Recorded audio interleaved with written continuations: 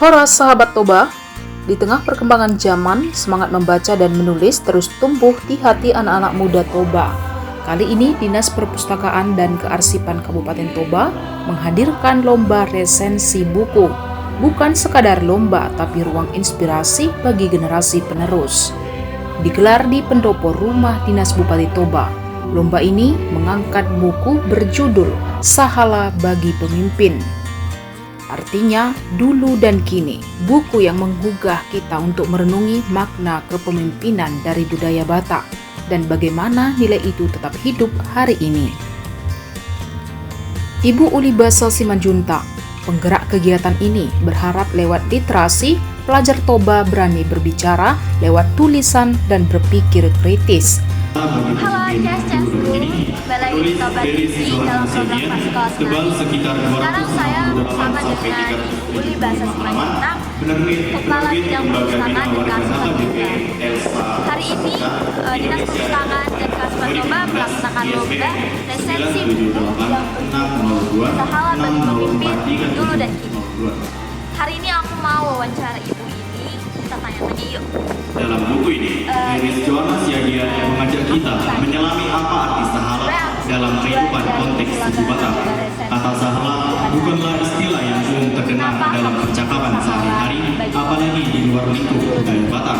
Tapi saya juga menyadari bahwa tidak semua pembaca akan langsung terhubung dengan konteks budaya Batak yang Tujuan digunakan. dari kegiatan Beberapa kita istilah dan ini nilai adalah untuk memberikan gambaran umum tentang visi dari suatu buku, menilai kelebihan dan kekurangannya, serta memberikan rekomendasi apakah buku tersebut layak dibaca atau tidak.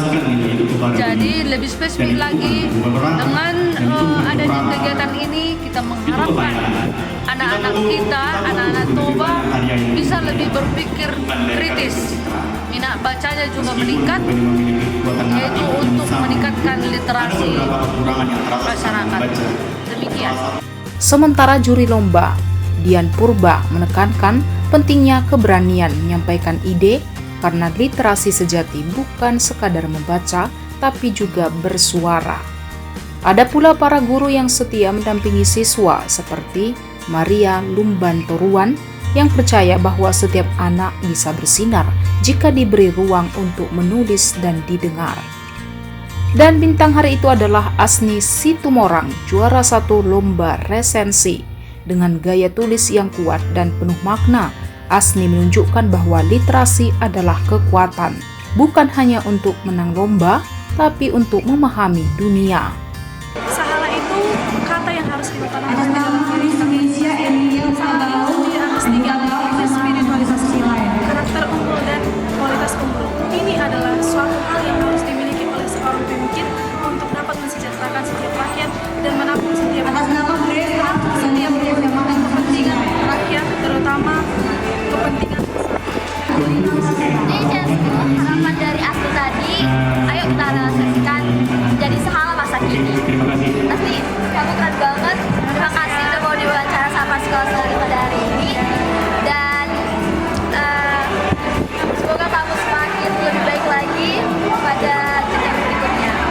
Bye bye Pascal Senari.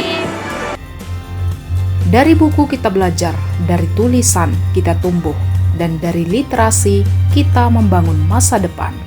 Sahala dipelajari, literasi digali, Toba makin berseri.